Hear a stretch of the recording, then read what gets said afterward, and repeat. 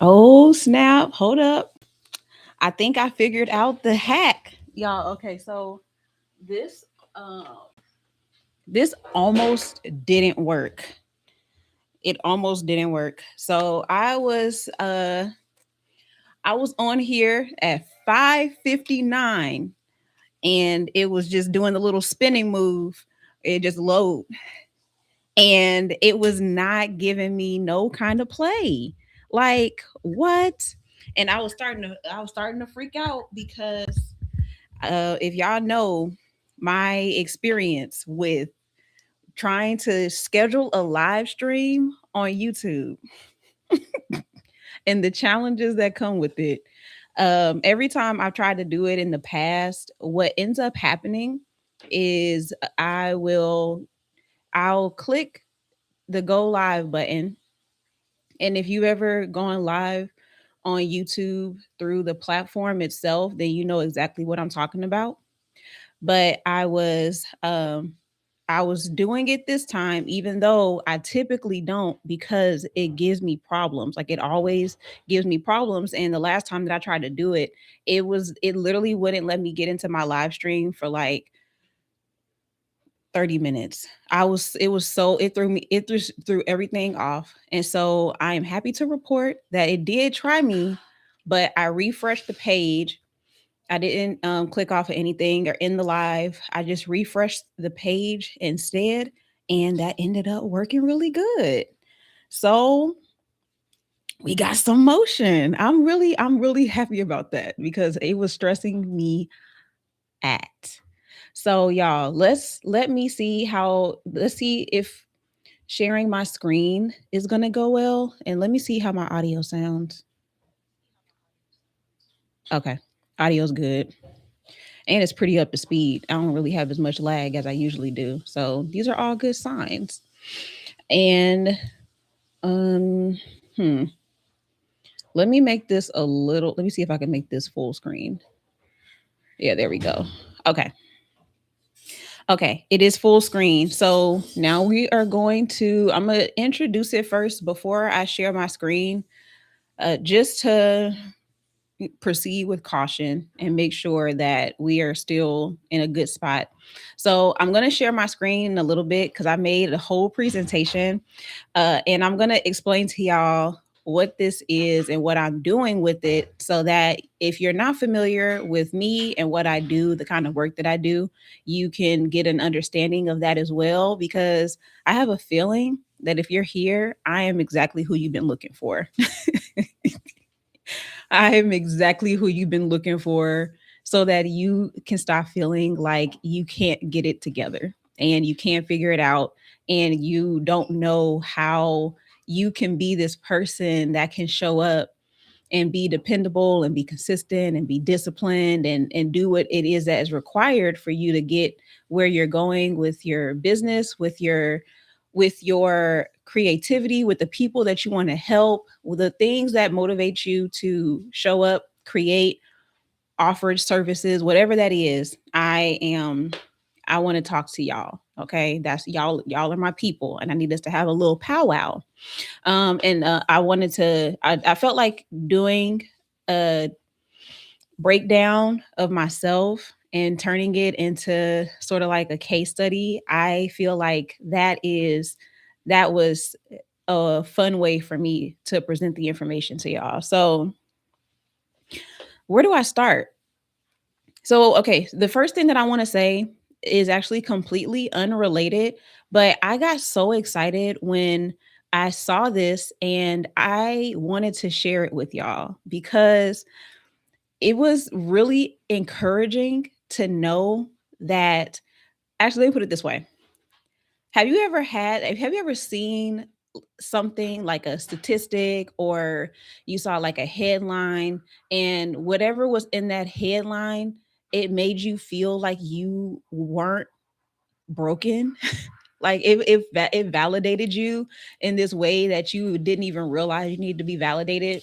Like oh, this is so other people do this, or this can actually be beneficial, or this is something that can that lets me be me and still succeed.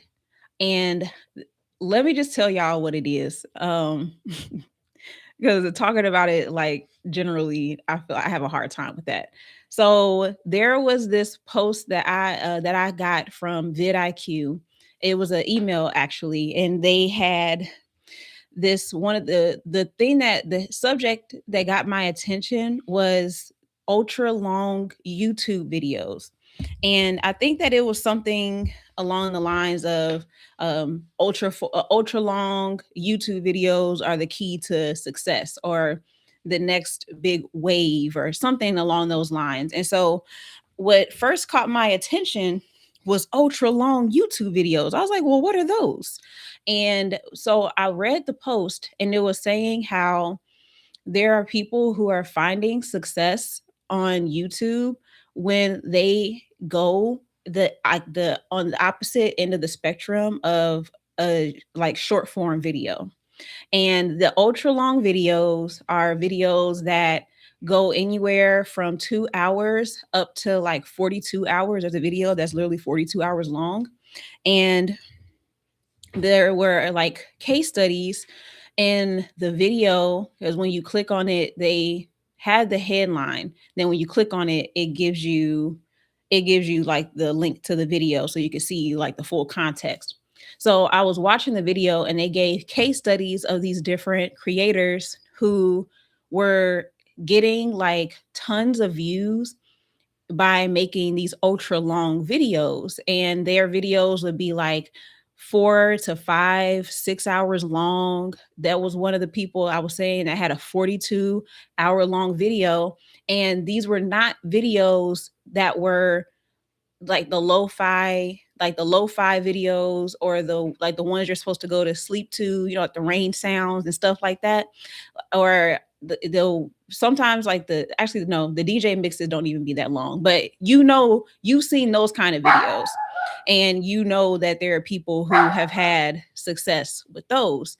But the videos that I'm talking about, they are people are literally listening to these videos that are like somebody going like real deep into a topic, and they're talking for really long periods of time.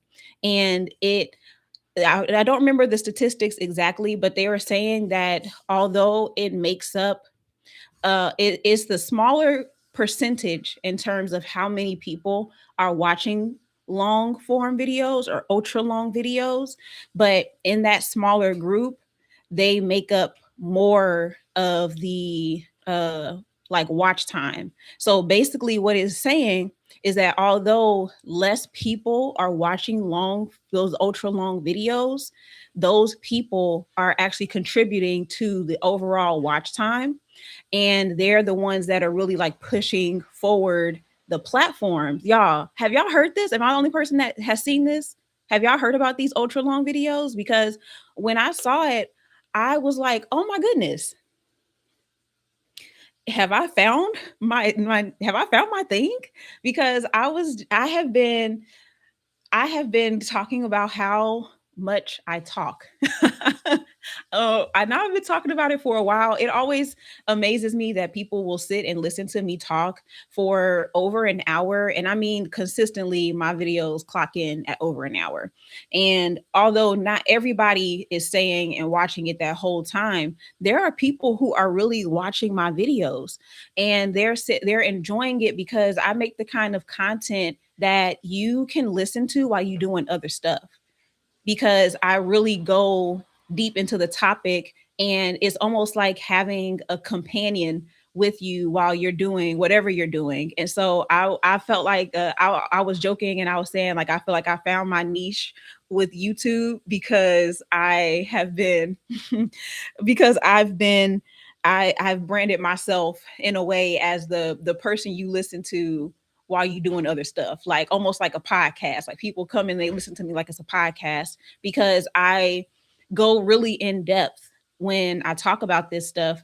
And it has been good for me, because in this whole like era and wave of short form videos, and how it like really took off, there have been a group of people who have adjusted to it, but they're really not short form people. And when it comes to like trying to fit their ideas into short form, it's harder for them. And I really could resonate with that because although my first, like my earlier success with content creation before YouTube, because YouTube has, it was a really big struggle for me. I'm finding my rhythm now and I'm in a good place with YouTube, but before, YouTube was like a really big sore point for me. And so I turned to TikTok, and that was where I really started to take off. And it was a platform where I finally felt like people were seeing me and they were finding me, and I was finding my people. And I enjoyed that part of it. But what was always a challenge for me was I don't excel in short form content and in like true short form. And when I say short form, I don't mean like a vertical video that's 10 minutes long. I mean literally like the videos where you're supposed to talk in like 30 seconds, a minute. I was always, even when they finally opened up and like extended the length for TikTok and you could post longer videos, it was up for me. Like the moment I could record a video longer than a minute, I was in my zone because I was like consistently clocking in at over a minute. Even if I'm on topic, I'm not all over the place. The video is very like to the point. I just tend to be a more thorough person and I'm a storyteller. And so I don't like rushing stories. I don't like trying to figure out how to make it shorter so that it's digestible. And although I understand the importance of doing that and being able to like exercise that as a skill, it was still not my, so it's not my strong suit. And so me finally making that move, if y'all can, if she's too loud, y'all, I apologize. She loves to start barking when I get on these lives. But anyway, I'm not, I when I finally came back over to YouTube and I gave it a fair shot, and I started to, instead of feeling defeated, I started to try to figure out, okay, what's my rhythm here? And what is it that, what form can I create in over here that works best for me? And that ended up being live stream. Live streams have honestly been a really big help for me when it comes to creating because I don't have to worry about editing. I get to really free flow. I have the topics that I'm going to talk about, and I usually have some kind of outline so that I can stay on track. However, the expression of it and really being able to simply talk has been super helpful for me, and it's helped me to maintain a certain consistency on this platform where it's to the point now where weekly I'm going live. It's not always every day. That's going to have to be the next level, or at least I'm going to have to do improve how I market it so that people know when I'm going to be available a little bit earlier. And so that is going to actually be a part of my visibility plan that I'm going to share, or at least my results so far. But I'll get into that when I get there. However, just being able to be over here and being able to show up consistently every week, I have content on this platform, has, it is like I feel like a different person. Like there's no way you could have told me a year ago, literally a year ago, there's no way you could have told me that I would finally break 1,000 subscribers on YouTube. There was no way you could tell me that I was going to be on this platform every week creating. There's definitely no way you could tell me that this is going to turn into one of my favorite platforms. The fact that's my life right now, what? It still is mind boggling because I love YouTube, but I ain't feel like YouTube loved me back. And that hurt my feelings because I was like, I like it over here, but I don't feel like a creator over here. I feel like a consumer. And that was frustrating. And so I have found now a really good rhythm and a way of creating where I can continue to show up. And so I love that now, the fact that how I naturally tend to be when it comes to my content, there are a group of people that are looking for it. And one thing that that also tells me, because remember earlier I said that the minority of viewers on YouTube are watching these long form videos. However, they are more invested and they are contributing to a higher watch time. So, although it's a smaller group of people, it is a loyal group of people. And it's making me think that the path to growth is going to look a little different for me. Now, that's not to say that I can't start to have content that really takes off and my visibility is like off the charts over here. I could absolutely go viral over here. And at some point, as long as I keep creating, I will. But knowing that I'm not reaching, I'm not going for everybody with this. Like I'm going for that 39%. And that's who I want to connect to, because if that's how I'm naturally creating and there are already people who gravitate towards that, who enjoy my style of content, and who also end up being clients from my content, then that means that I've found a system that works for me. I just have to now develop support so that I can maintain it. And knowing that is really encouraging.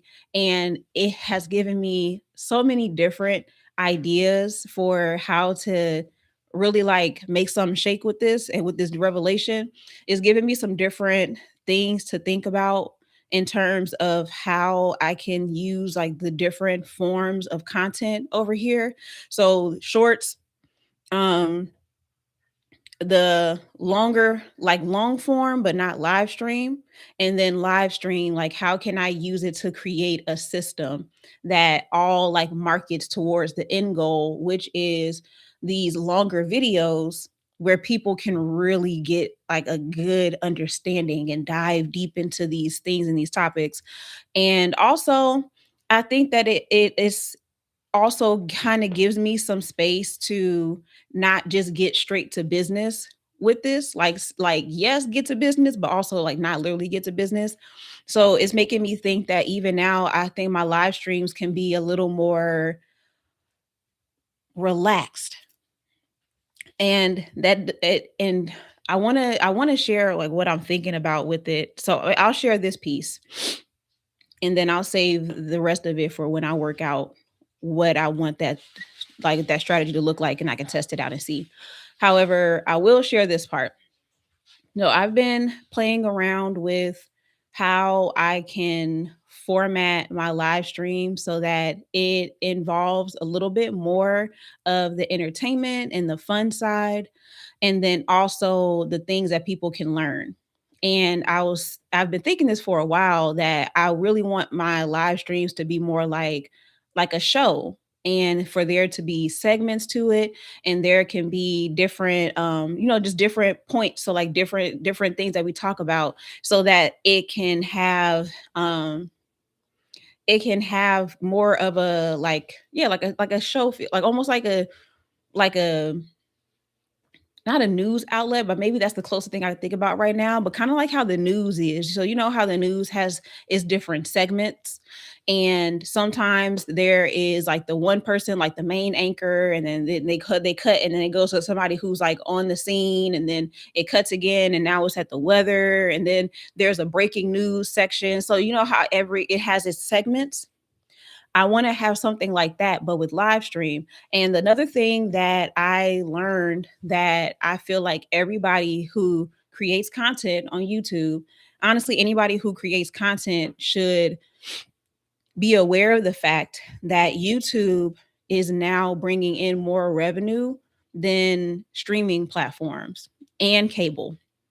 Across the board, more people are using YouTube, and the revenue, they're like at the top when it comes to revenue, highest performing. And what that means for us as people who create content on these platforms we have a really huge opportunity here to function and set ourselves up like a media company. And I don't know if y'all have heard people talking about this before, but I have seen it. I've seen a few people talk about it. The first person that I heard say this was this woman named Roshonda Pratt, formerly known as The Rose Show Live. And she was saying how she's started to, and she said this a long time ago. It's actually wild. Like she said this a while ago, but she was talking about how um when she thinks about her social media, she doesn't treat it like just a social media, like a platform. It's not just a page, it's a media outlet. And she treats it like not a media outlet, like a media company. And that she is creating media in different forms that is promoting her brand.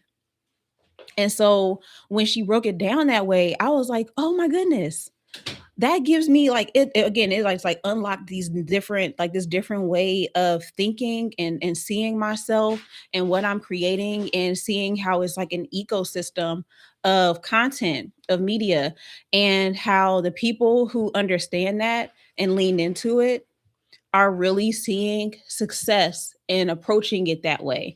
And one of the things that I felt when I heard that, though, is how there must be so many people who already have a hard time with managing um, their content and sticking to some form of structure, or sticking to a rhythm that they can replicate.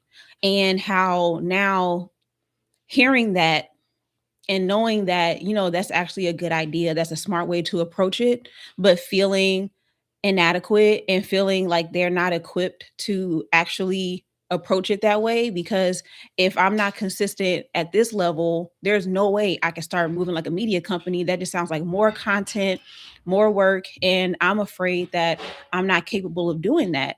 And I know how it can feel, especially when so much of the advice that you hear makes you feel like uh you're not capable of accepting it, or it makes you feel like the underdog, like it's just something wrong with you.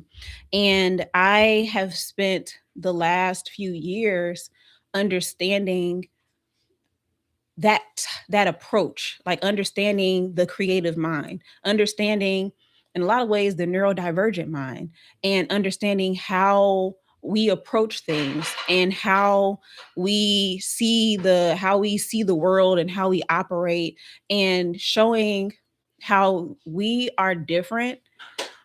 But that doesn't mean that we're not capable, and that we can find or create systems that work for us, and that also take into account our strengths, because we have so many strengths.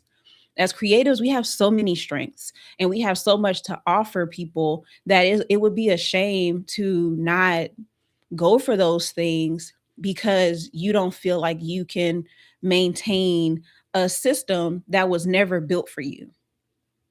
And you can't that you weren't meant to assimilate to it. You were meant to create your own, and you were meant to also be that person who shows people another way. And I know that so many of us know that about ourselves, and we know that that's what we are called to in some way, in form or fashion.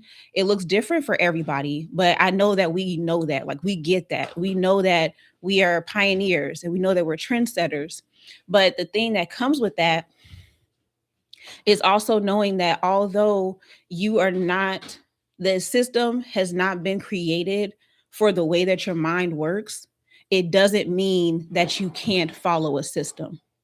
Y'all follow me on that? Like, it doesn't disconnect you from that being a possibility. It means that now you have to understand how to create that, or how to partner with people who can help you. And that's what I do, because that's what I have spent so much time understanding. Why does it feel like I understand exactly what to do, and even when I do those things and follow these steps, it still doesn't work for me? What's wrong with me? All this advice that I'm hearing about, just be consistent, just post the content. You're when people call you lazy, or they say you're inconsistent, and you know that that's not the truth. Like, how many of us have felt like that? But we're some of the hardest working people that we know. We're actually not lazy. If anything, we're probably tired, but we're still going. Like, we're not lazy people, or people who are incapable. We have just been sold a system, a framework that doesn't work for us. And so now we feel inadequate because we are simply perceiving a gap in the industry. And so that's part of where my heart and my passion for this comes from, because I know how also that impacts how you see yourself, and it impacts what you believe about yourself, what you believe you're capable of. It like really can hit your confidence. And if you are already struggling to find a system that works for you, and then you add on confidence issues, and you add on struggling with self-trust, oh, recipe for disaster. Adrian, hey, welcome in.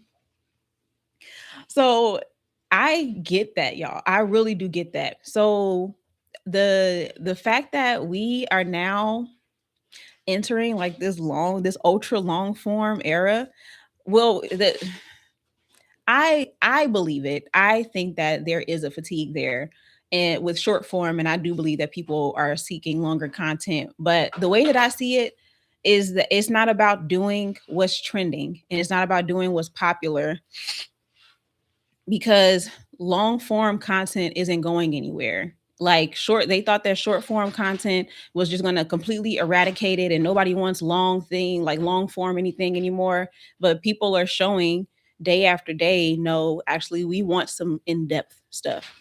Like, I actually want to hear this deeper. I want to be able to even just be in the space, and might be what it is for my people, but I just want to be in a space where people are talking about things that I really care about, and I'm learning because I'm here. I just want to be around people that are also intellects.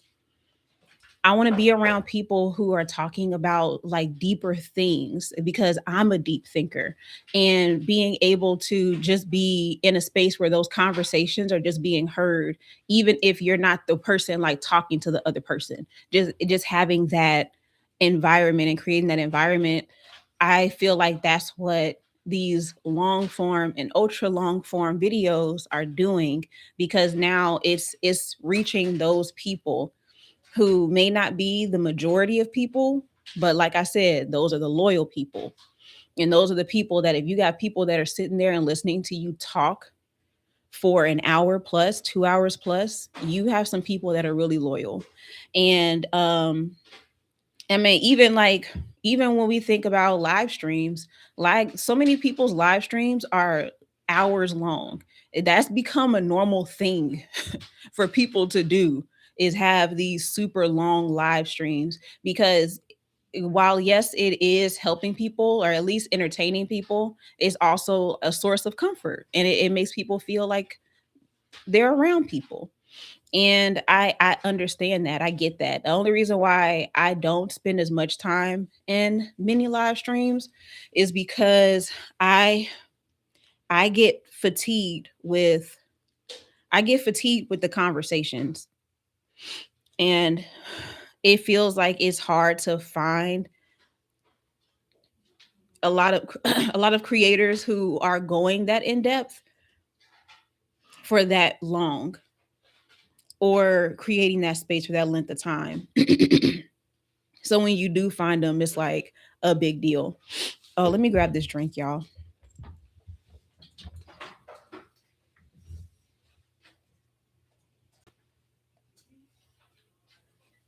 Okay. My little table is all the way over there, and I'm not getting ready to move it. Let's see. All right. So let me share my screen.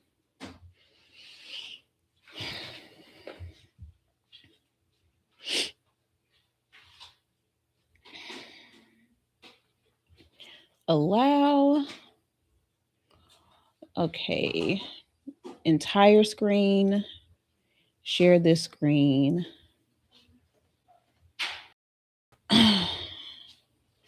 Oh goodness. I'm glad that wasn't anything personal. All right. I thought that's what was up. All right. So I'm moving in slow motion, but let's see how my audio sounds. Okay. So it's just me. So y'all just gonna have to deal with me moving in slow motion.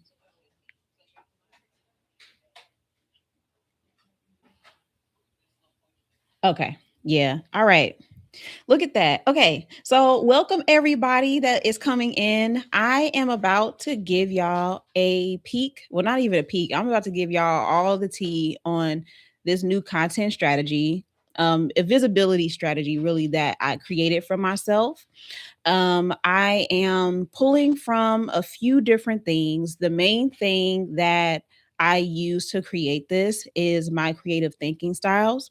So I'm a combo of an inspirational thinker and a systems thinker.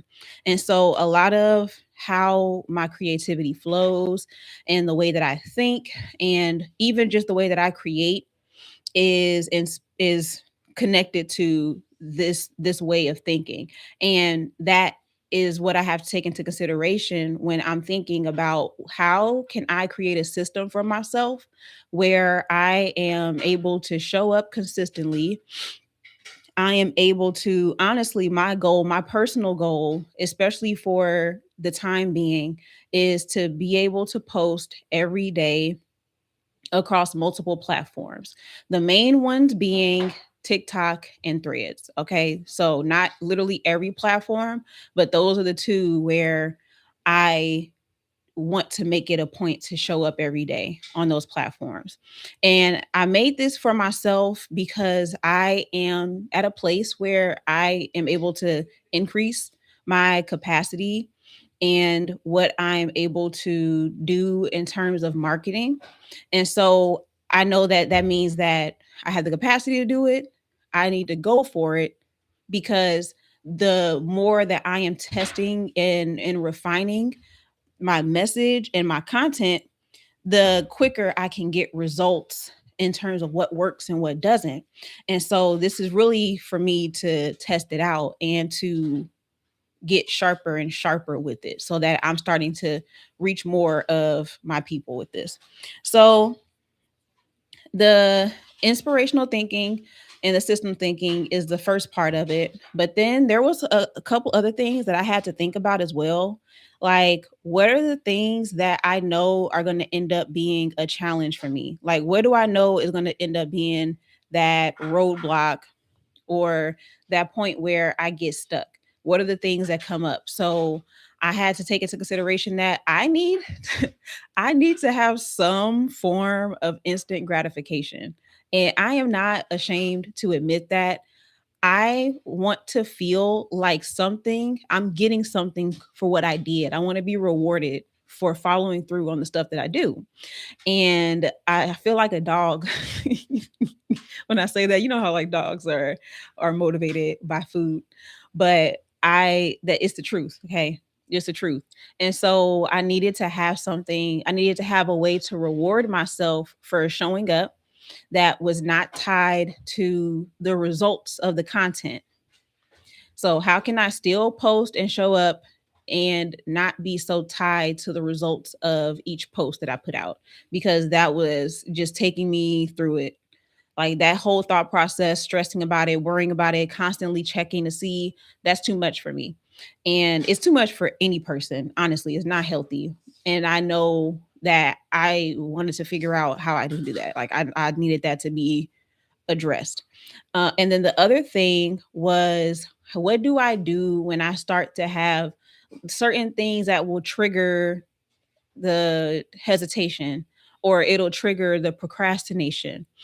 How do I navigate those things as well so that I have a plan that not only is um, telling me what I can do, but it's also take into account like every possibility that I can think of so that I'm being realistic with this plan. And so I feel like that's the perfect combo of this is an ambitious plan, but it's not an impossible one. That was the first thing. And then also just being able to I lost that thought there. I forgot what the second one was, but when it comes back to me, I'll share that.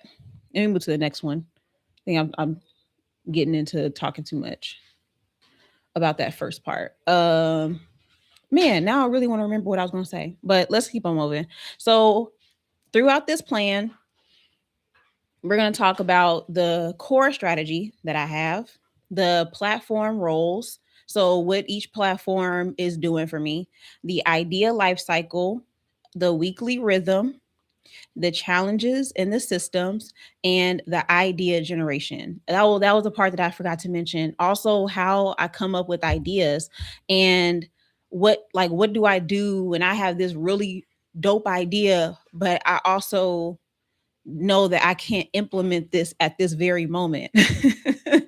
Or on the flip side, sometimes people get worried that they're not going to be able to come up with ideas. Like they feel like they're going to get stuck or they're not going to be able to find the find something good to talk about each day. How do I come up with ideas every day? And one of the things that I have already accepted and hold true to is that I'm never going to run out of content. I'm never going to run out of ideas. It's actually not even a concern of mine. And I think that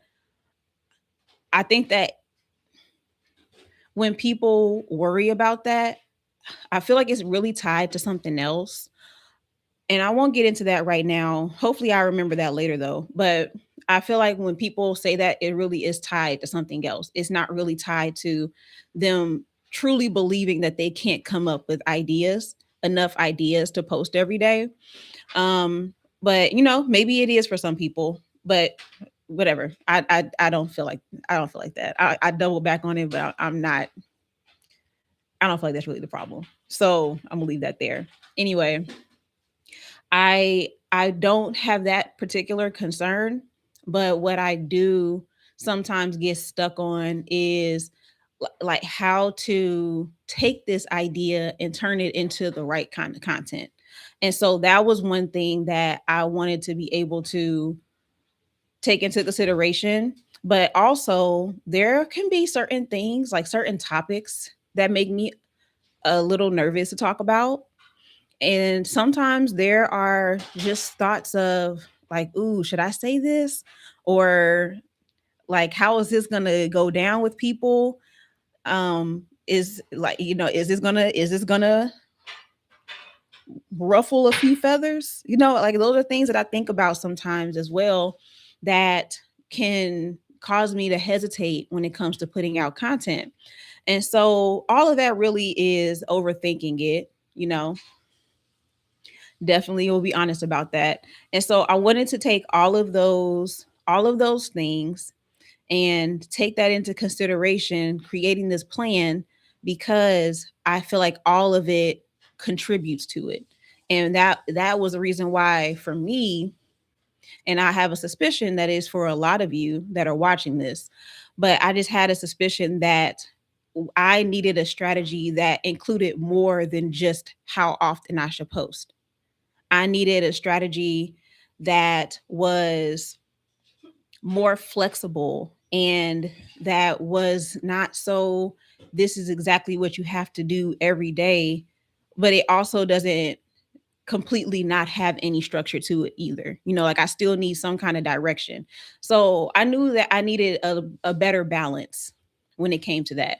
And so that's how I came up with this whole thing. So all of that's included. Like I said, my creative thinking style, my challenges, the way that I create ideas, generate ideas, which platforms do what, and even which ones I'm more focused on versus the ones that aren't a higher priority for me, so that I can still challenge myself without doing too much too soon. Like I can always increase it once I get this into a good rhythm and find all the tweaks in it.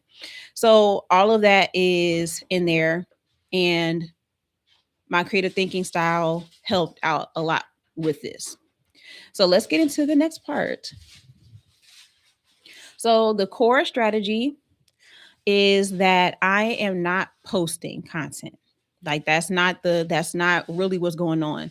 I'm developing ideas, I'm expressing them, then I'm multiplying them and converting from them. So when it comes to developing my ideas, that is obviously where it starts. That's where it starts for everybody, right? You have to actually have something in mind that you want to talk about. And the way that I do this is usually by, like, I get like these just inspired thoughts, whether it was because of a dream that I had or something that I saw on TV or some podcast that I heard. Maybe it's in none of those, and I was just meditating or I was doing some kind of creative activity. Like a lot of different things contribute to where my ideas come from.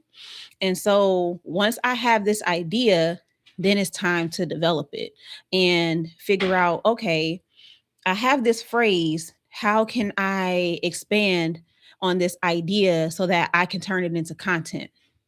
Or how can I connect this concept to my current offer that I'm marketing? Or what is this speaking to that people are experiencing? And how do I convey this to them so that it makes sense? So that's what is happening during the development phase of my strategy. Then when it comes to expressing them, that's partly from me doing the deep dive and really developing the idea, but then also that is in literally the actual content. So what style of content is this going to go into? Is this more of a live stream topic? Is this something that you haven't fully developed yet, but you can turn this into a threads post? Or do you have enough to turn this into a TikTok? Or maybe you're going to do all three and you need to know how to phrase it for a thread versus what you are going to say on TikTok versus this is YouTube. So I got more time to flesh it out. So what am I going to get into here? So that's where the expression comes from in the different forms of strategy. Okay.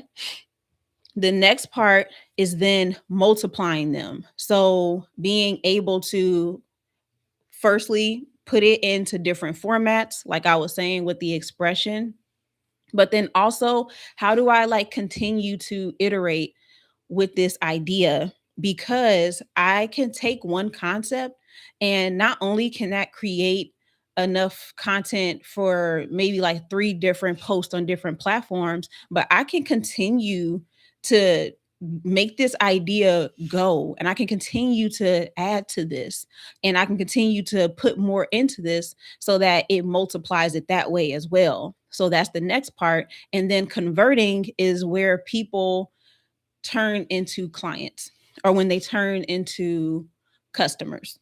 Let me get a drink of water.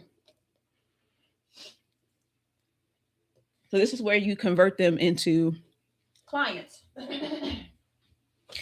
And this will be true.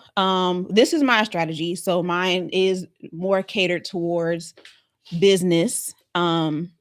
Because I'm an entrepreneur, I don't identify as a content creator first. I really don't call myself a content creator very often, but y'all get the point. Like I'm not an influencer, and that is my primary motivation for marketing.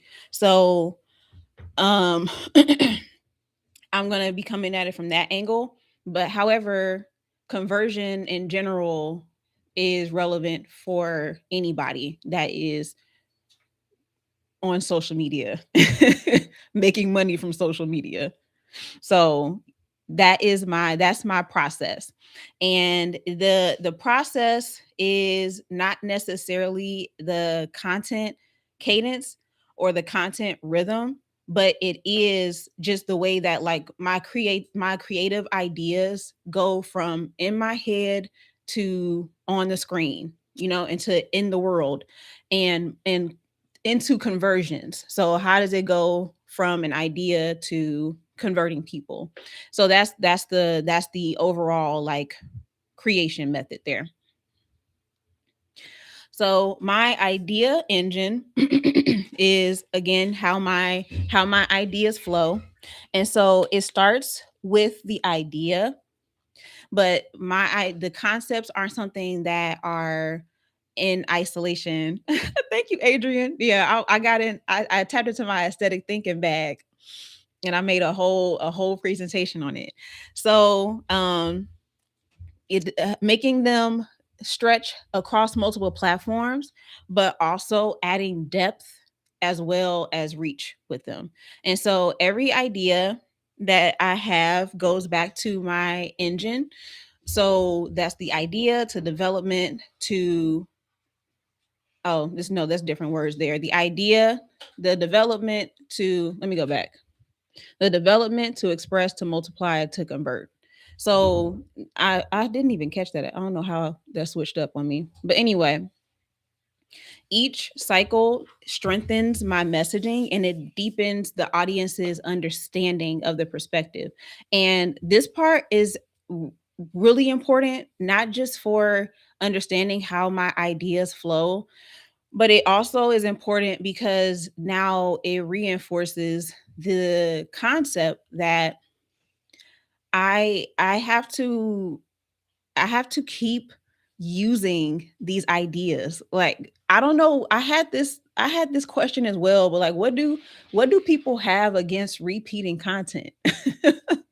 Like, why do we be so ready to move on from stuff so fast when you really think about it, we never really move on from stuff as quickly as we think that we do. We just approach it from a different angle. Like, I can't shake the fact that if there's nothing else that I'm going to connect to is creativity. And I cannot outrun it. I couldn't escape it if I tried. Anything that I do is going to always be tied to that. It's going to always be tied to people being themselves and the authenticity of it. I really feel like that word has been just, it needs to retire, but for the sake of not having a better one, authenticity, and those being the things that no matter what I talk about, it's like I keep coming back to that. So we are still really repeating ourselves. We're literally saying the same things over and over and over again, and just adding to it. But it just is like a good reminder that keep going, like keep digging deeper into this instead of moving so far from it that, or at least what you feel like is so far from it that it's hard to like maintain that momentum and keep going.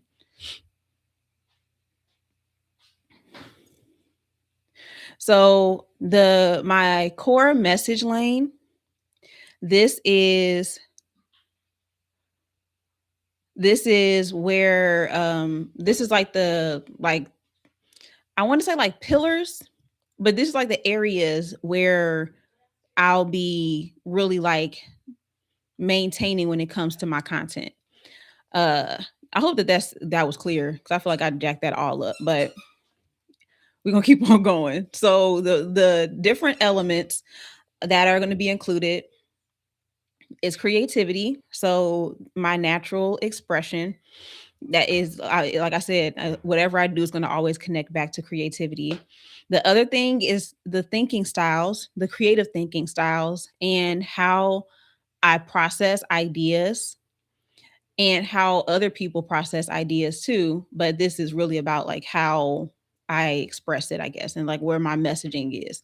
The next one is visibility and how people are seen and found. And that has been one topic that I believe that I do talk about, but I think that I could put more of an emphasis on that without it feeling like I'm leaning too far into like how to go viral or how to get more views. Those are things that, although it's highly likely, it doesn't mean that I can guarantee anything there. So I like to be cautious with that one. But now that I'm saying this out loud, it's possible that I can lean more into that aspect of things. And then the last part is money and how value converts to income. And that has been one of the main things that I always go back to. And to be real with y'all, it's also one of the spots where I just felt like I had to be honest and go a little bit deeper to connect to what people basically want. Because before I would talk a lot about being able to be creative and being able to be to like have like the freedom of expression, which I feel like is still kind of creativity, but we're going to act like it's two different things. Um and I just I wanted to not lean so heavy into money, money, money, money, money, but really still keeping that in mind as that being what people's bottom line is, but connecting it to different things that aren't income claims. So when somebody wants to be able to finally get their first client, or when somebody finally figures out how to talk about their offer and their content without feeling like a fraud, or maybe people knowing that they have this really good idea that is it feels like it's like up there, but you don't know how to turn it into an offer, helping you to see how can I turn this into something that I can now promote and market. And so not it's not necessarily like literally connecting to money, but it is connecting to an outcome that will lead to it. So even being able to just like tap into that and accept that that is what people want, like that's the bottom line. And the other things that come with it are also good to have. But people are not often moved by things that don't like immediately connect to a desire that they have. So yeah, those that's where my messaging lives. Okay. Yeah. So my overall goal with this overall message is how creativity becomes valuable and profitable based off of how you think. Okay. So these are the platforms that I'll be on,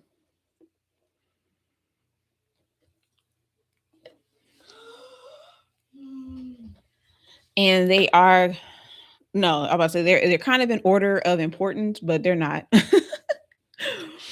almost lied to y'all. But these are the platforms. So my main ones, Instagram is not actually a main one, but if I post on TikTok, it's easy to cross post to Instagram. So that's why Instagram is there.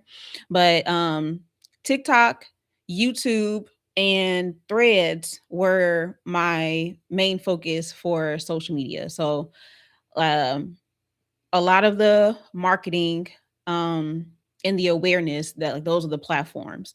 And then when it came to my community, I have a community and it is filled with people who are creative entrepreneurs who know that they are trendsetters and who are looking for a space where they can get help that is like that helps them specifically, and being able to move past those blocks like procrastination, when you're hesitating on things, when you're struggling with being consistent or finding your rhythm. Like those are all things that we're talking about inside of this community, inside of this space.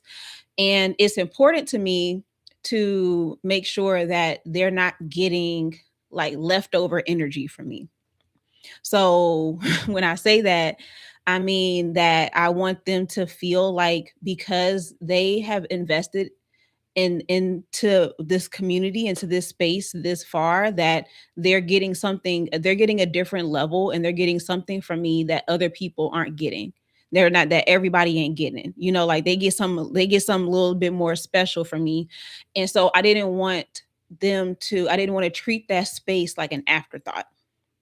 And so I wanted to create a rhythm for myself that not only worked for social media, but it also supported me nurturing and really connecting with the people who have taken that next step. So that was the big focus, is like how to find a harmony in that.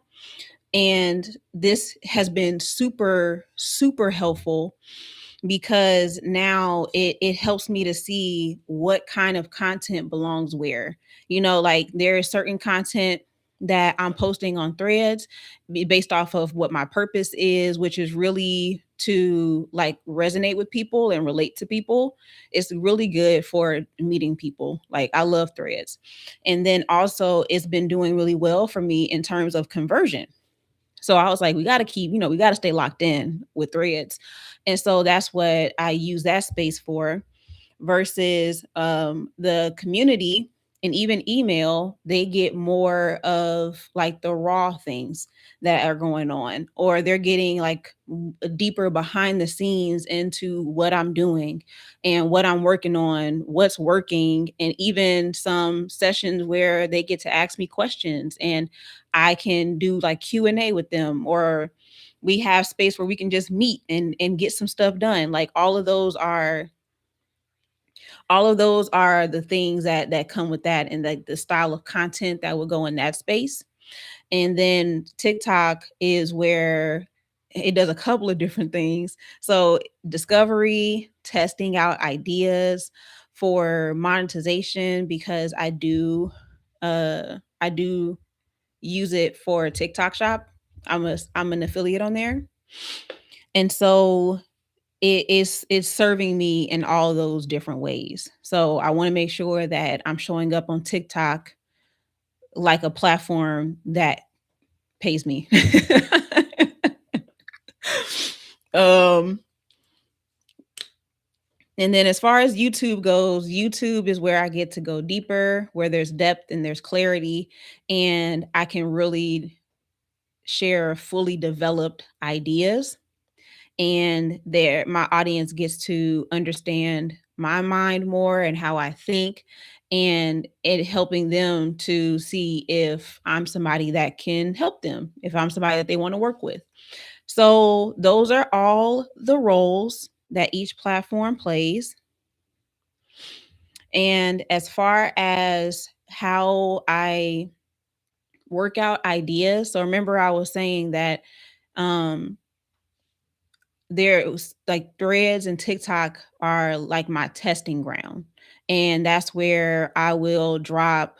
Man, I feel like I'm really telling y'all I'm really telling y'all a lot of the behind the scenes stuff on this.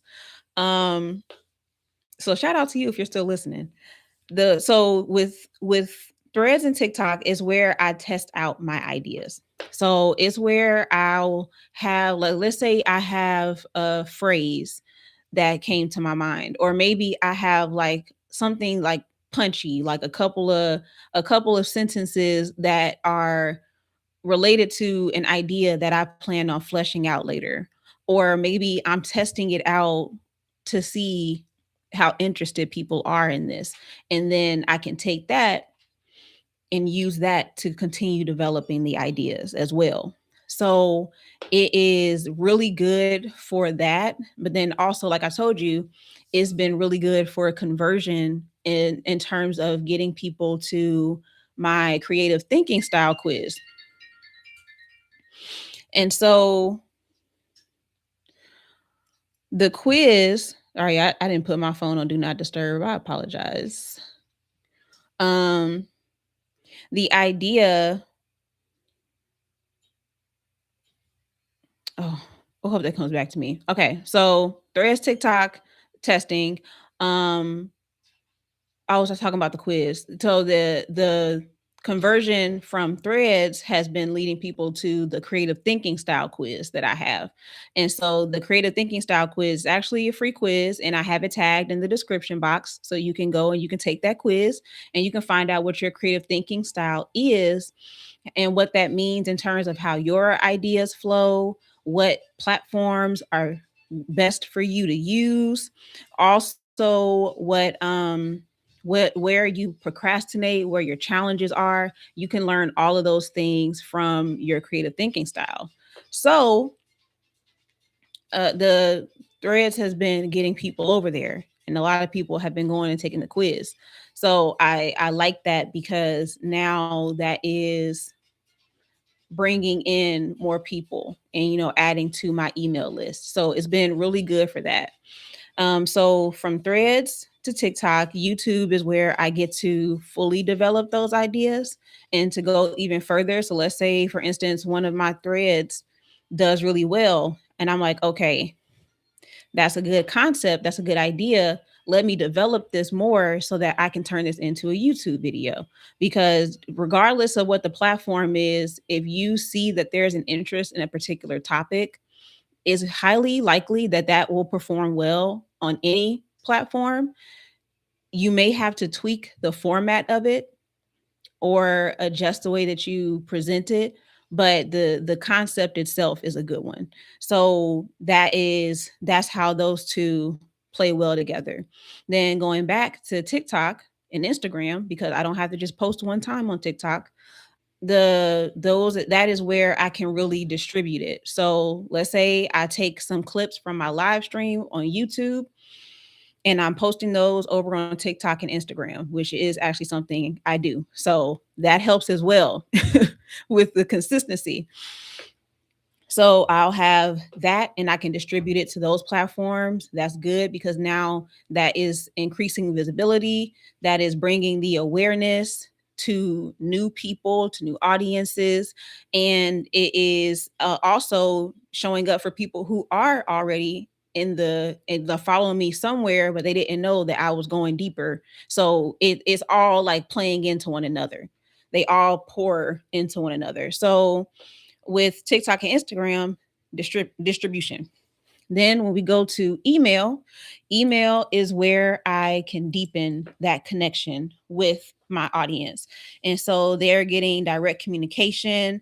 And I do tend to share more like personal things from time to time in my email. And there's things that I save just for that space. Partially because, like I said, I do better with long form. And sometimes what I gotta say is gonna annoy me to try to write it into threads because it's gonna be like a 30 thread, a 30-part thread. So I don't I can really like just share more naturally in that format. So that is where email is, but email also honestly is another conversion point. So that is something to keep in mind as well. And then the last part to this is the community. And so the community is getting the how sometimes, like not just the what and the why, but the how.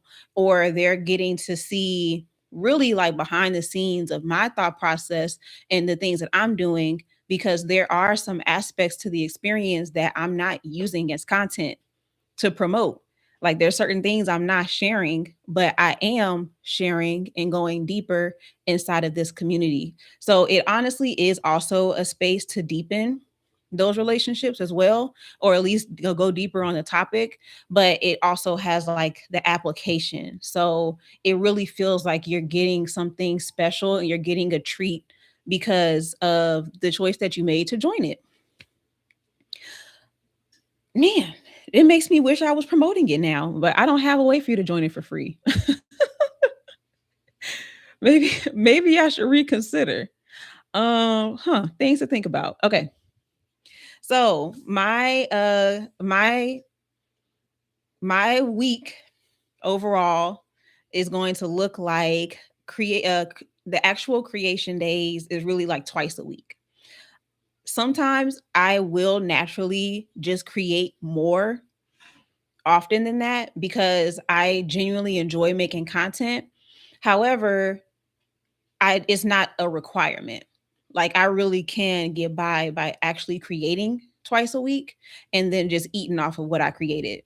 And so that is the how I create the output and how I create enough content to last me throughout the week. And the daily posting, like I said earlier, is really just for TikTok and for Threads. So outside of that, I'm not creating daily on every other platform. Where I go deeper is over here on YouTube.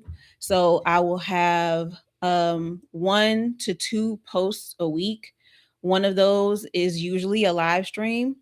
If I'm not able to go live, then it'll just be just a edited video that I'll post.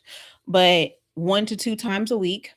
Also, I do post shorts as well. So I'm always creating something each week for YouTube. And then email once a week at minimum. So sometimes I will email more. My list doesn't seem to mind me emailing more. Like they're not really tripping off of that. So I do have that ability, which is good because there are weeks where I feel like I have like heavier output creatively and it feels like there's more things that I can like just like push out and I'm fine. So I don't want to limit myself either just because I'm going above and beyond the minimum because then I can still use that later on as well. Like that stuff that I can use and repurpose. So I never try to limit myself if it's something that I genuinely got the time for. As far as my community goes, they are getting touch points 1 to 2 times per week.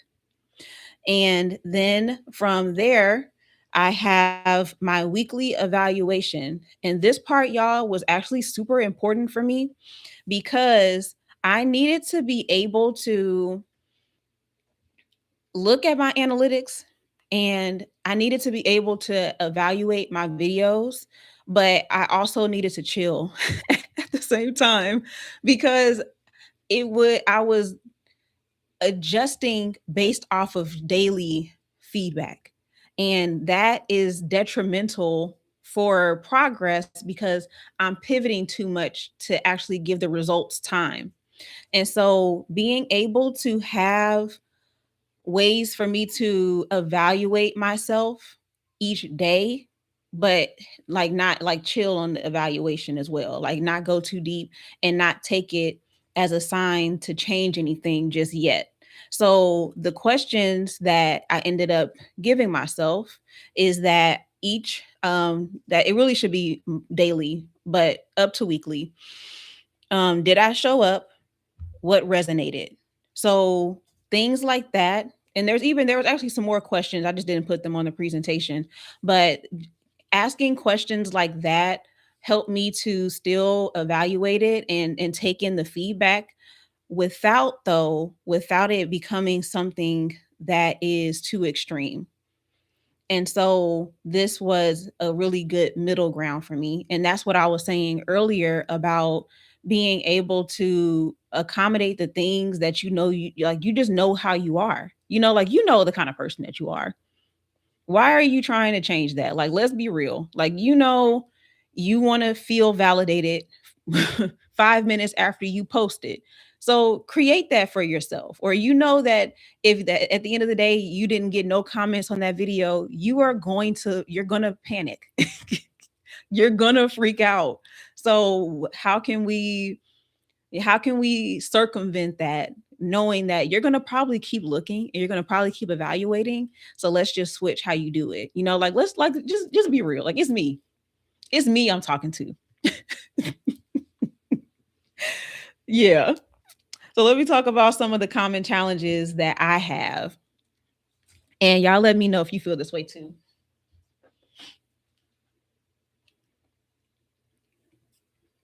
Okay, so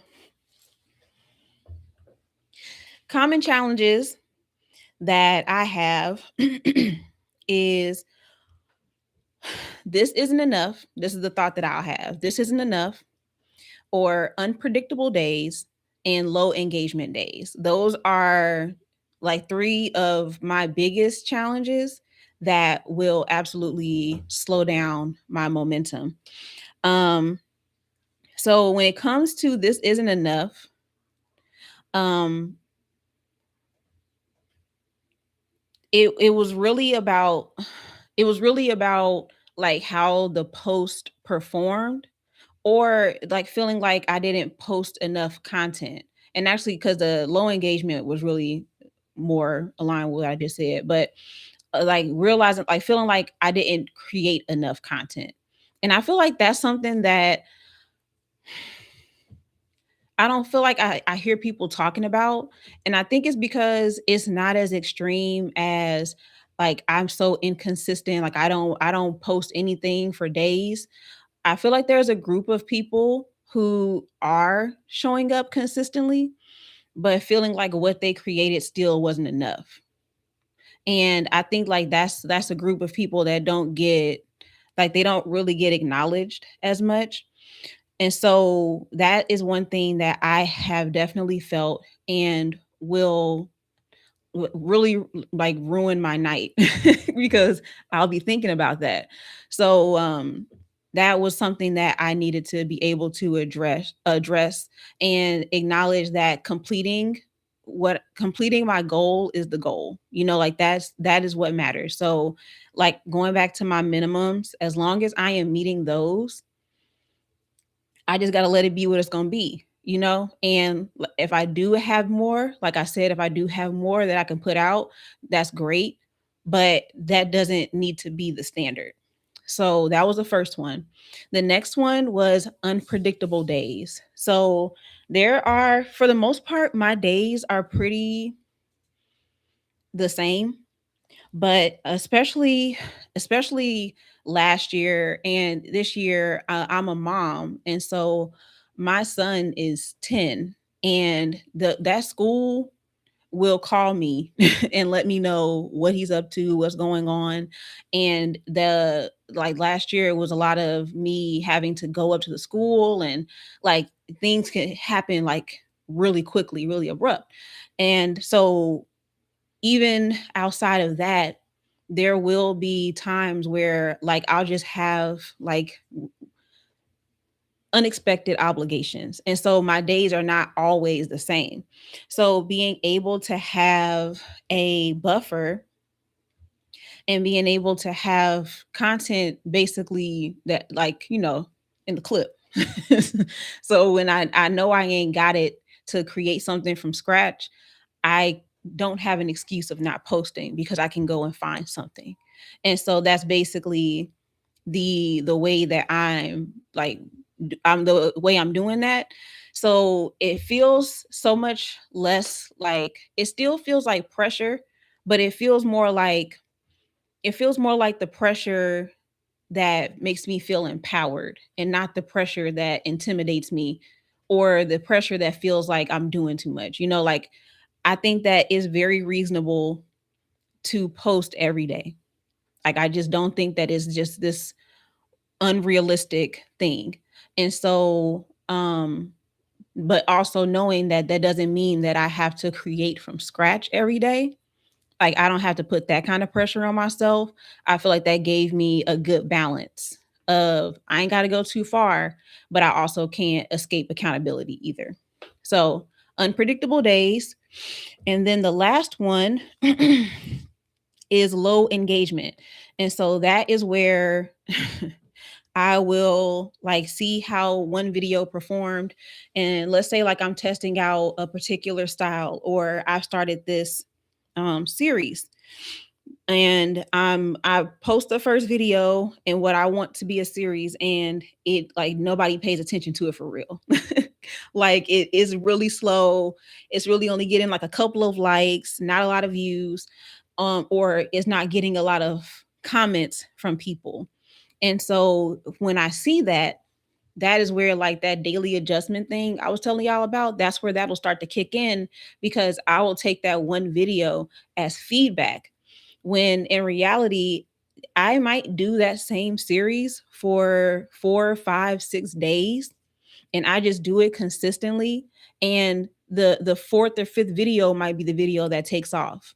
And then people go back to the other ones and rewatch it because they found that one. Like you never know what video in the series could be the one that performs well. So it's best to stick to it long enough to see. But for me, and it's almost like it's subconsciously, like I really don't think about it. So I feel like this would be more of like a me like shifting a habit more than a mindset thing. So anyway, being able to like take it in, but then also go back to I posted today, I met my goal, and that's what matters. And letting that really like affirm me enough so that I don't try to switch it up too soon. Okay. So if any of those sound like ones that you would have, y'all let me know. Let me know. I don't feel like I'm the only one that has it, but I'm more interested in seeing if you realized that it was a challenge for you. Like if you realize, oh, that's what's happening. Like if that like put it into perspective for you.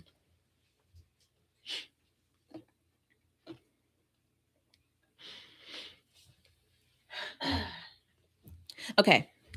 All right. I felt like I was tripping. I thought I spelled gratification wrong, but I didn't. All right, y'all. So we are gonna keep going. So this is my gratification system. So y'all remember when I said that I need instant gratification, and I am not ashamed to admit it. This is what I was talking about. So I knew that after I post, the reason why I will keep going back to it and checking the progress was because I wanted to feel validated. And I know we're not supposed to seek external validation. I'm not sure who decided that that was like the rule, but I'm not one of those people, okay? I absolutely need it, and it's not an every post kind of thing, but it really is like I want to get like that satisfaction that, oh, this resonated with somebody, or oh, this was helpful to someone. Like sometimes it's just that, like it's not for necessarily my ego in that sense, but also I guess it kind of is, but whatever. Point is, I'm willing to admit it.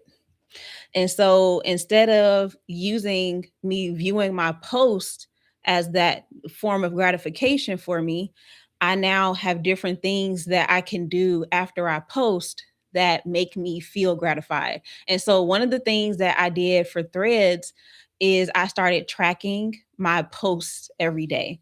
So like I'll tell people at the beginning of the day, okay, y'all, this is my posting goal.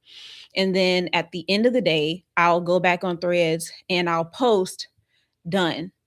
So that's not that's not immediately like gratifying, but that does add to it. Like I feel like that's close enough.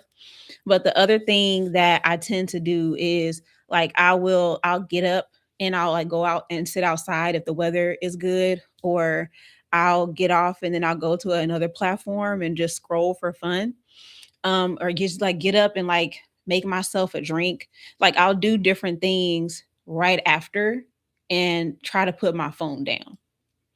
So that has been helpful so far, and that's what I'm going to continue to play around with, so that I don't turn to scrolling for that. So these are some of the rules that I'm abiding by. Um, First is I create twice. I post daily from what exists. I don't need engagement to continue developing an idea, only belief that is true. So that basically goes back to me saying that, telling myself that if I, regardless of what the engagement looks like, is this an idea that I believe in? And if it is, then I can tell it a different way and keep telling it in different ways until I find the one that resonates with people. So that's the first ones.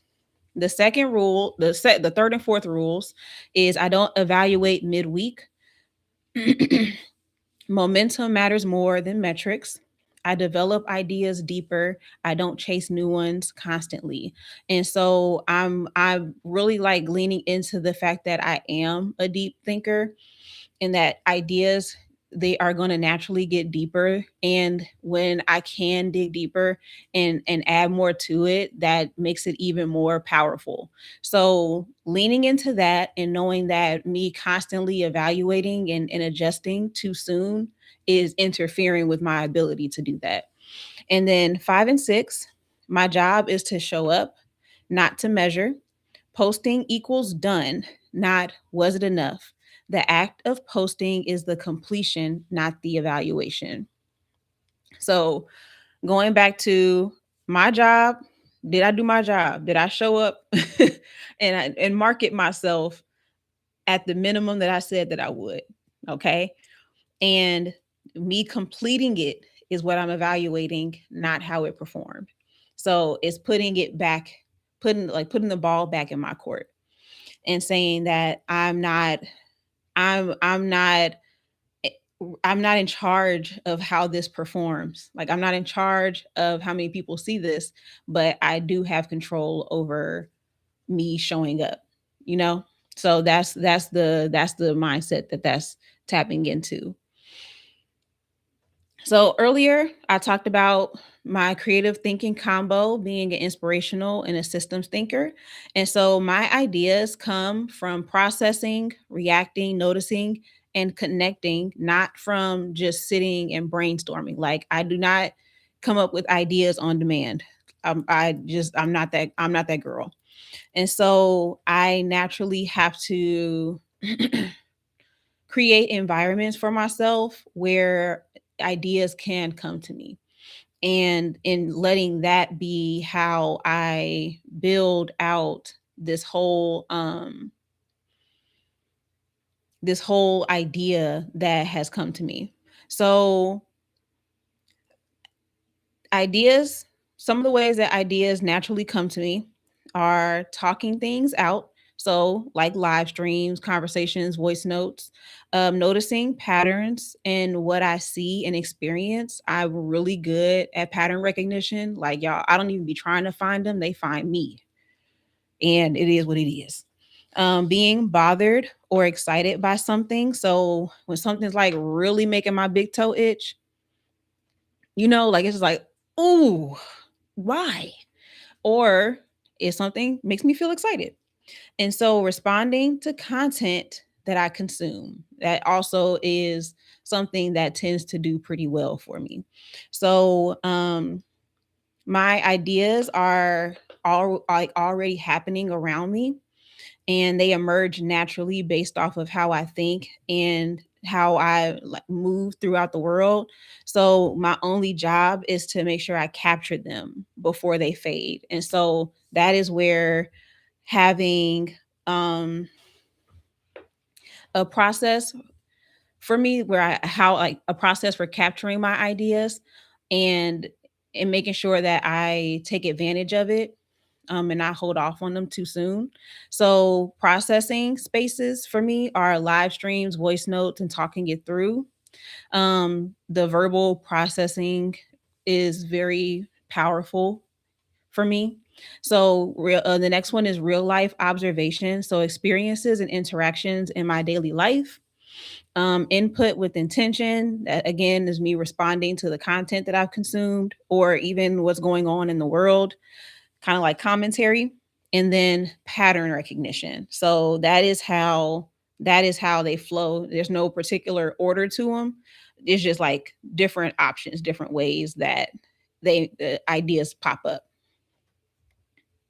So how I capture them, I actually do a combo. So I put them in the notes app, but the notes app now, I don't know if y'all knew, but you put voice memos in your note in your voice, not voice memos in your notes app. And so I kind of put everything in that one space. So if I feel like I need to talk it, like if it's enough of an idea where I need to do a voice memo, then I'll do that on the doc or on the note. And then I also will just like put it down if it's just like a phrase or like a quick thought that I can just type out. And so I keep like a running. note on my phone for that. And so the key principle for this is to capture before clarity. So not trying to make it make sense, just actually catching the idea. All right. So, okay, y'all, I actually need, give me a few minutes. I will be right back. And I'll move to the next part. And when I come back, we'll talk about this one.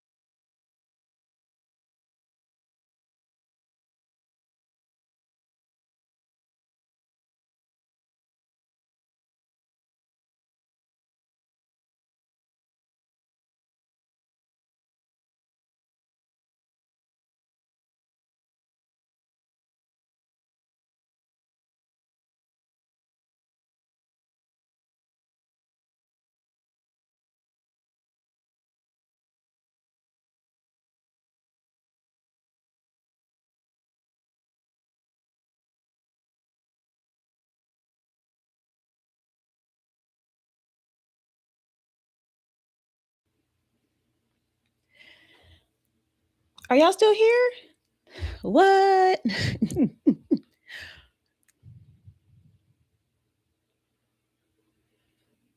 Okay. I'm checking to see if I'm good.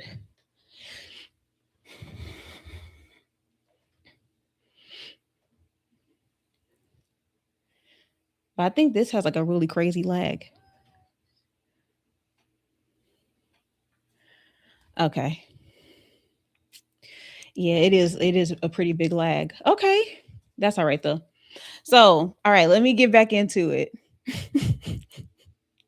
Thank y'all for waiting for me. I really do appreciate that. Okay, so when you're feeling stuck, or when I'm feeling stuck, the first thing that I need, I think that's a typo. I don't know why it says empty. But the first thing that I need is movement, or I need to like get outside of my head for a second.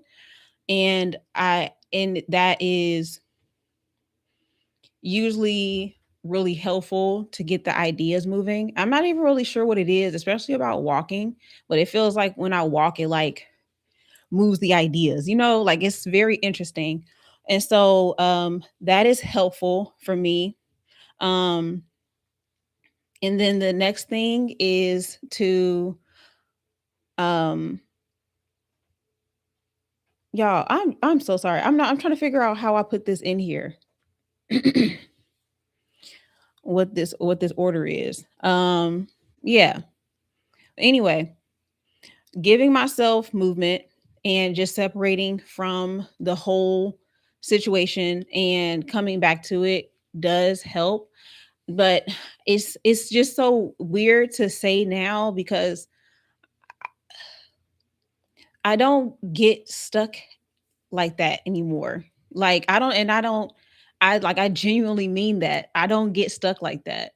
It doesn't I don't have a time period that I can think of where I felt like I just couldn't think of anything. Like I feel like I always can.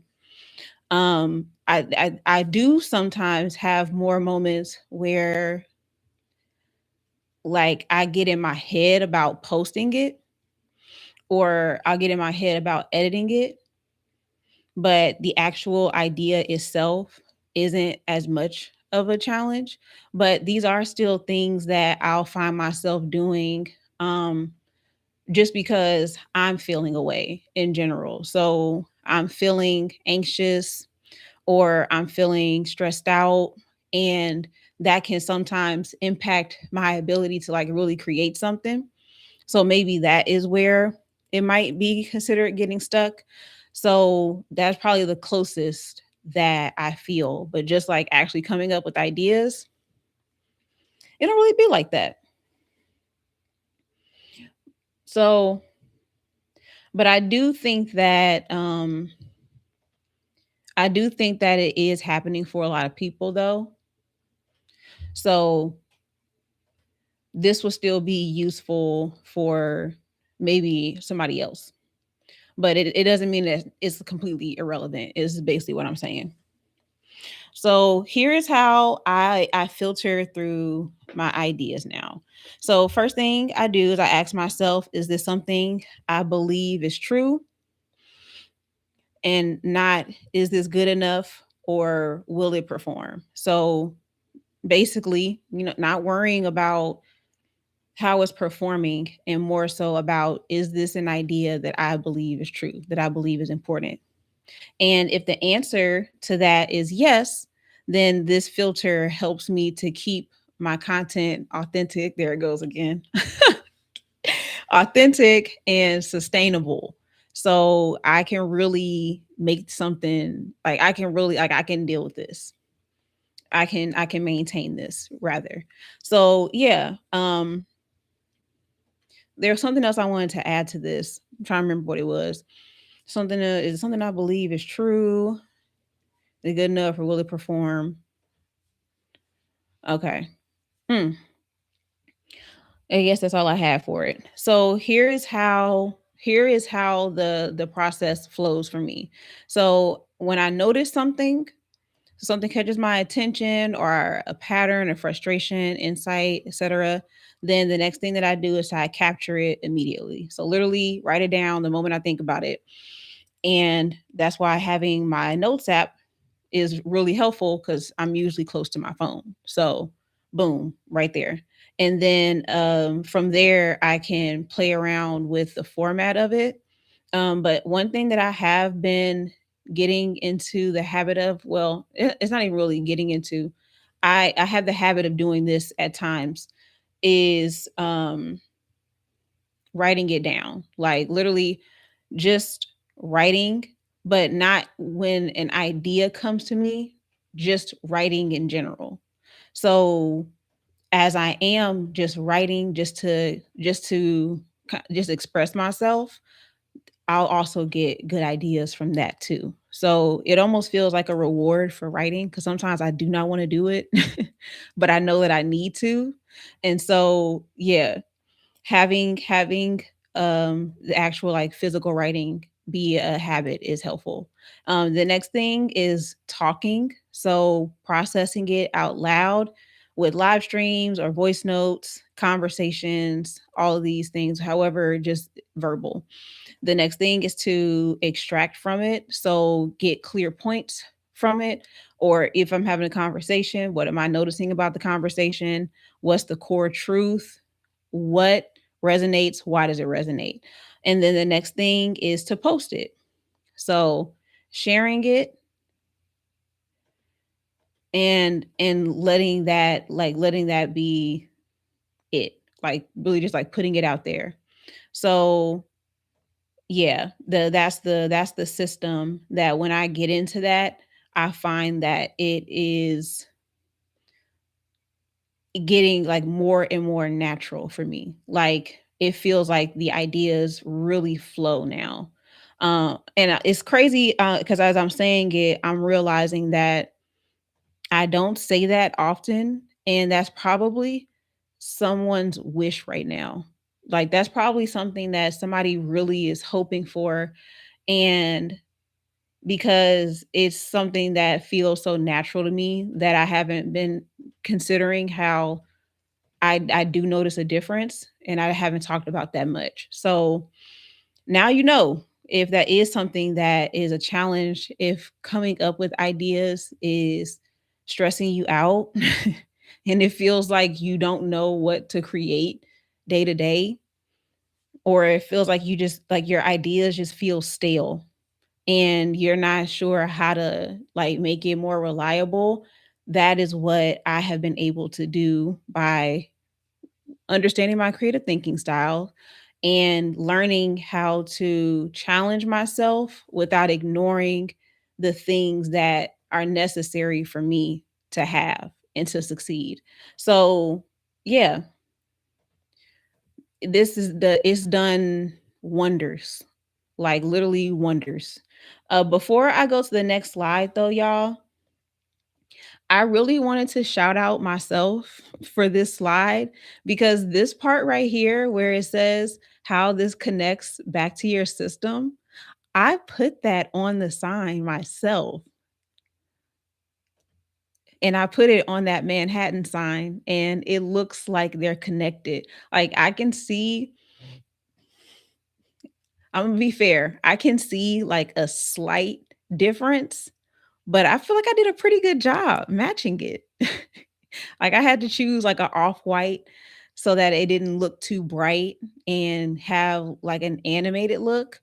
But because of how strong the contrast is on these subway signs, it made it easier to match it. Like it didn't look like, a graphic on top of a picture. So I was so proud of myself and I wanted to make sure that we all just admired we all just admired my craftsmanship over here. Okay. So the next part, I'm trying to see how many slides do I have on here. I'm not sure what number we're on. Okay, we're just gonna keep on going.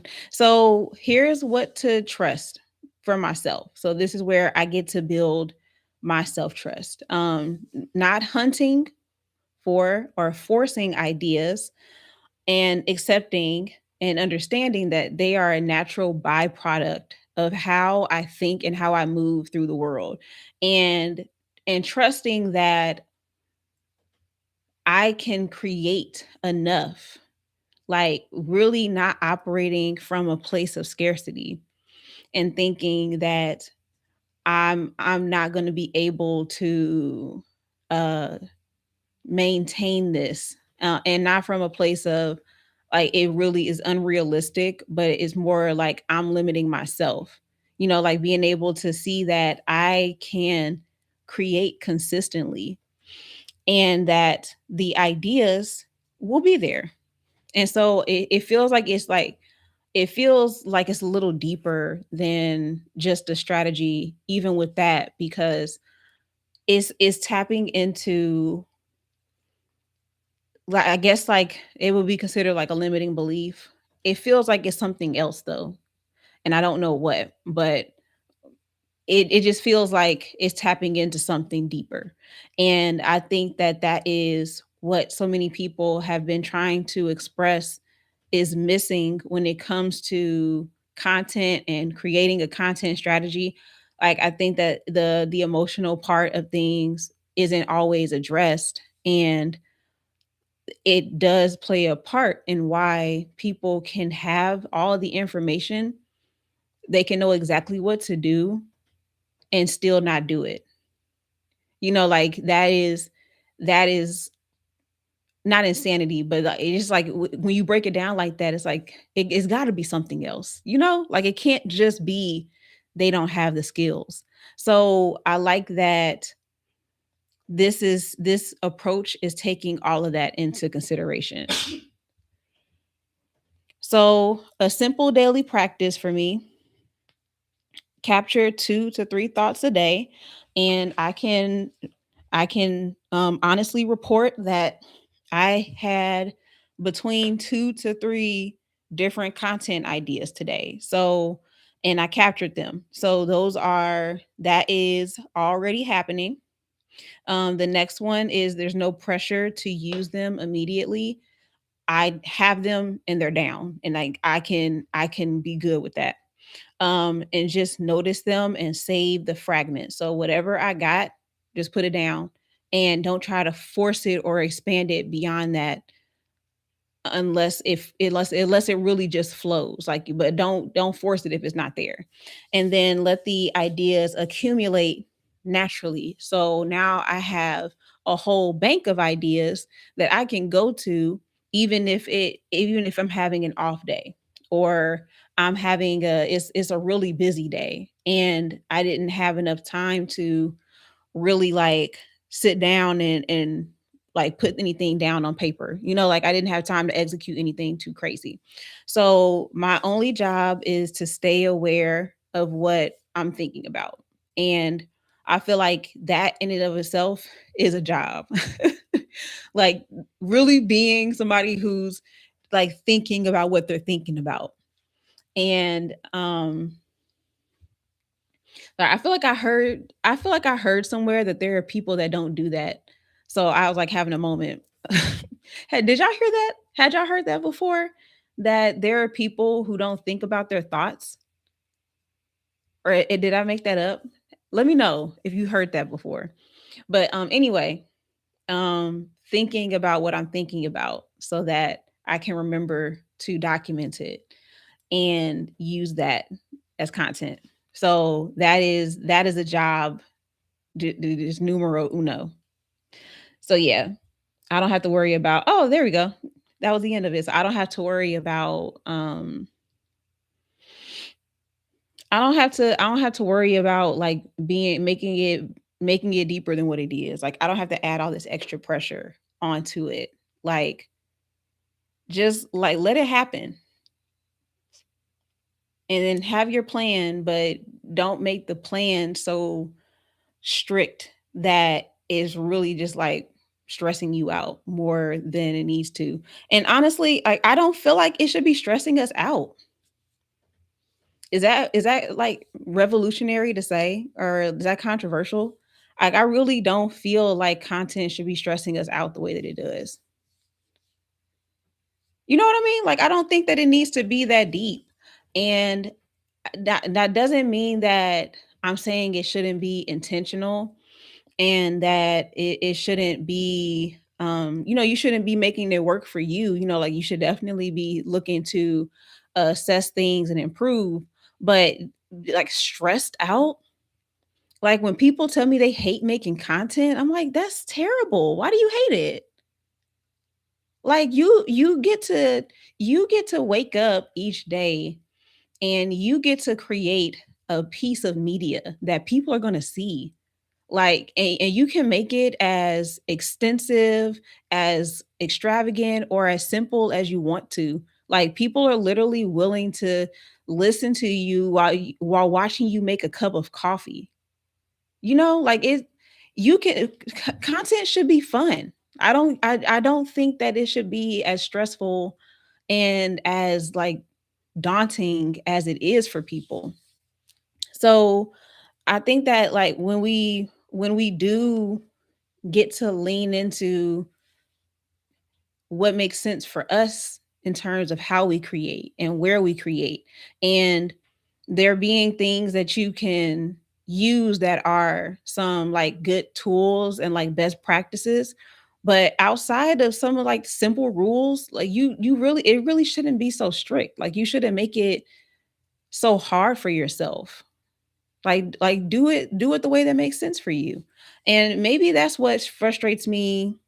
This is a little rant, y'all, but maybe that's what frustrates me about where when people talk about like what style of content is worth your time versus which ones aren't. Like um I remember there being a time where people felt like you couldn't make money off of short form content. And I watch people every day making very good money off of short form content. And they may expand to YouTube, but honestly, like they're not, they're not, it's not necessarily like long form ain't where all the money's coming from. Like it's really coming from short form content.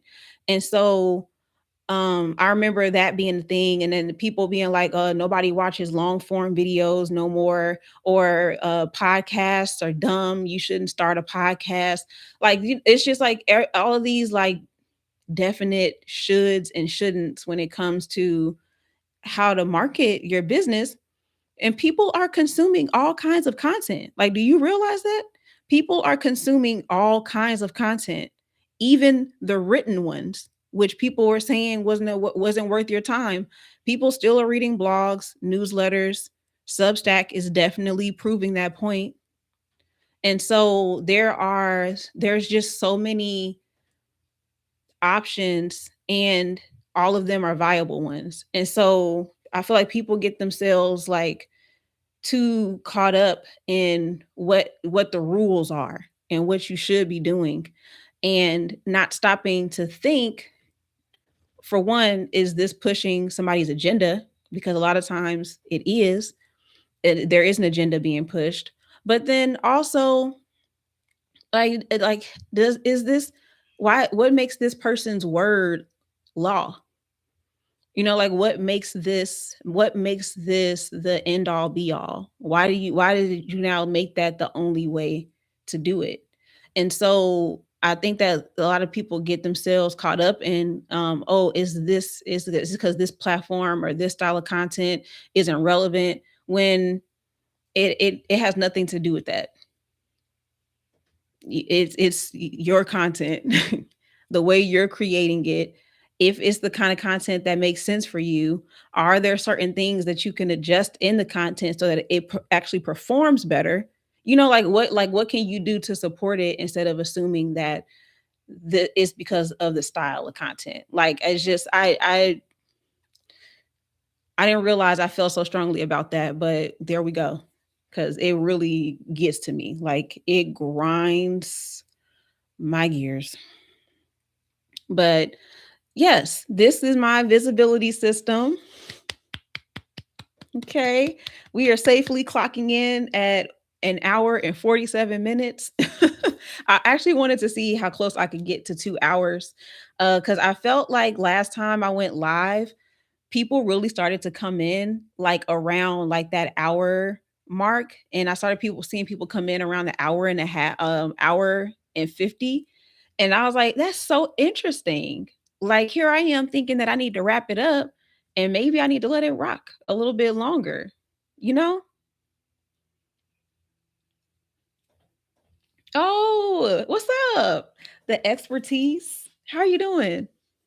Yeah, definitely go back. It was very in depth, very thorough. I definitely suggest using it like a podcast because I feel like that, like I said, that's my niche now. But listen to it like a podcast, and yeah, I'm excited to see uh what people get from it, and which people get inspired by it. But what if I'm being honest with y'all? Like I'm gonna be real honest with y'all. The thing that I'm most excited about is being able to do these with other people. And I wanted to create one for myself for the sake of challenging myself. But I also wanted to show you, I wanted to use this to show you what it looks like when you have a system that's created for you, and how much goes into consideration, and what that looks like when you now go to implement it and you can feel the difference. You can feel like, "Oh my goodness, did I just meet my goal? Like, oh my gosh, did I really just like check off all the platforms that I said I wanted to be on? Like, did I really do that?" And you get to see how the problem really was the system, and you not having the one that works for you. And so I'm excited for those people, especially because I want you to see what it looks like and how it feels, and for you to see what you're capable of. Like, you really aren't this inconsistent, lazy person that people have tried to make you believe that you are, just because the systems don't work for you. It's because it doesn't work for you. When you find the one that does, you can actually maintain that. And so I felt like this would be the perfect way to demonstrate it.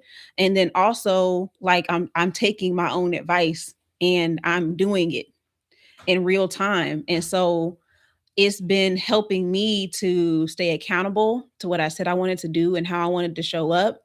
Is showing me that I really have been putting a lot of pressure on how I show up, like, and how often I show up. I've been putting a lot of pressure on myself. And when I scale it back and give myself just goals that I can meet and requirements, I get to see, oh, you know what? Maybe it felt so hard because of all the pressure, not because it was actually a hard thing to do. Like, oh, I actually enjoy making content more now because I'm not I'm not making it, I'm not setting these ridiculously high bars for myself. I'm just simply showing up. So being able to have that kind of experience when it comes to making content, and seeing that content really should be fun. Like, we should be having fun doing this. Like, this should not be as stressful as it's become. And so I yeah, that feels a little scary to say, because, like, what if people don't have fun? But now then I'm thinking, like, why wouldn't they? Like, why wouldn't they have fun doing this? Like, I really don't believe you hate it. You maybe just hate the way you've been doing it. So that's what I believe. And I'm doing these currently. So I'm doing these currently inside of a creative advisor session. So it's something that I did last summer. So I'm gonna bring it back in the spring and see how it does for people and if it's what they need. But the creative advisor session is a week long session with me, and we'll be on Slack yakking it up and helping you to create a system for yourself, a visibility system for yourself that allows you to show up consistently and have a custom plan. I want to be able to make this something that you can create for yourself, but I would have to, I got to run it through a few times before I can make it that available. But right now, the creative advisor session is how we can do this work together. And you'll also get to learn your creative thinking style. You may have taken the test already or the quiz, but we'll go through it one more time together just to make sure that it is the correct one. And then also we can talk about your offer. I'm trying to think, I'm making sure I'm not mixing up the services, but we can talk about an offer and how you can adjust the messaging for that. The only thing that wouldn't be included in this is actually designing an offer. So if you have one already, then that's what we will be helping you market towards. But the actual creation is something different. So I wanted to make sure I didn't misspeak on that one. But yeah, week long. And we kick it off with a session where we like kind of like do like a deep dive into what it is that you need and what challenges you've been experiencing. You will get a copy of the plan from me for yourself. I'll go and I'll be working on it and tweaking some things and then giving it to you as a document. So you'll have all of that so that you can keep the work going as well. So that is where I want to start doing these sessions together. So if that's something that interests you, is YouTube. So just type in creative advisor, and I will respond to you it further, because I don't have it listed as a link either. Maybe I should add it to the description box later, so you don't have to type in creative advisor. You can just go directly to it. I don't have that on there yet, so don't go looking for it. The live stream people, y'all gonna have to just type it in the chat. Be brave. Let people know you want it. Anyway, yeah, you can put it there and I will get in contact with you.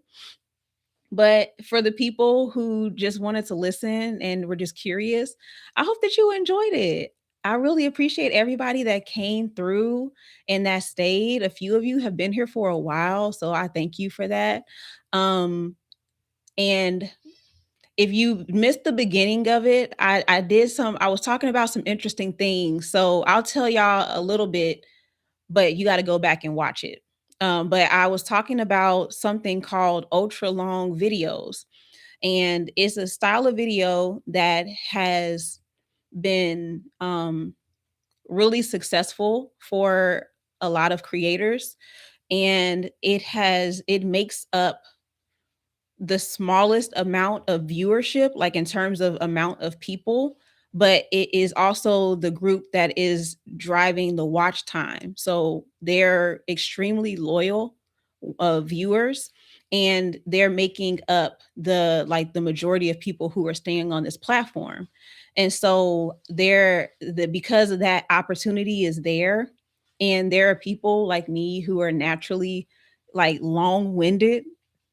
Every time I get on this live stream, I don't know how I manage to do it every single time, but it is naturally who I am, I guess. So because I naturally have these longer videos, it was really encouraging for me to hear that. And so I go into like the details of all of that and where I found the information from. So like I'm citing my sources, and then I'm also talking about the strategy that I'm going to be using when it comes to YouTube.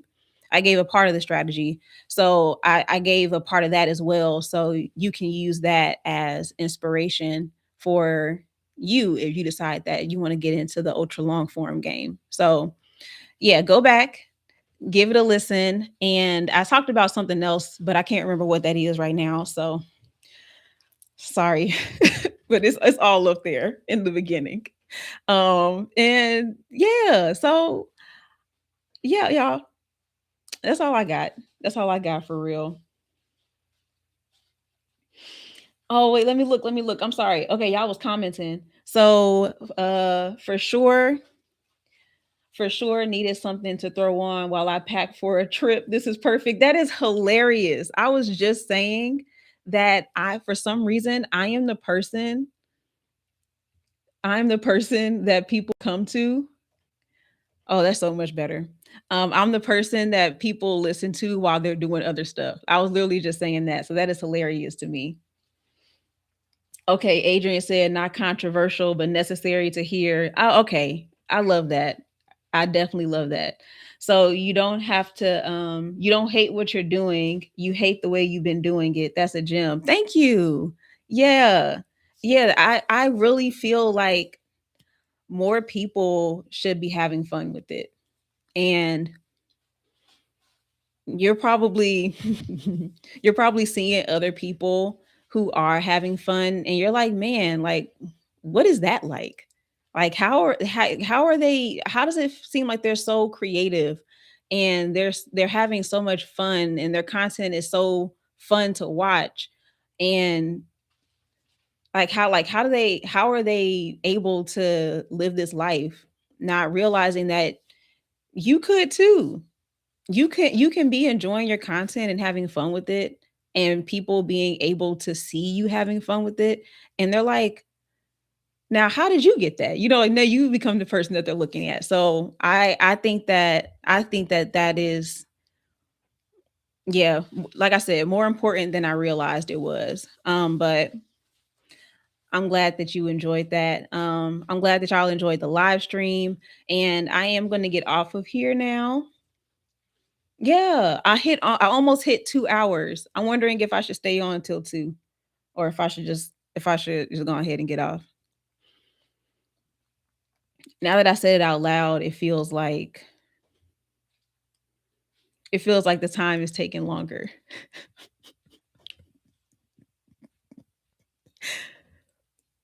Well, looking at it now, it's at 1:58:56. Maybe I should just I think at this point I should just stay on now. But I'd be feeling like I gotta fill this space with talking.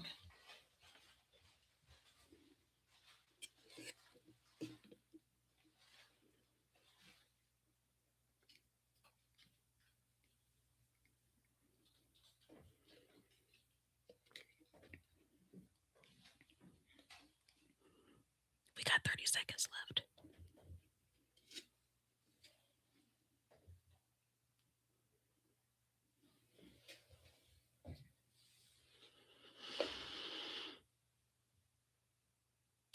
Fifteen seconds left. I meant to whisper that. I got excited. Okay, we got 10 seconds left. All right. Okay, we did it, y'all. We made it. By the time I'm done talking, we will have made it to 2 minutes.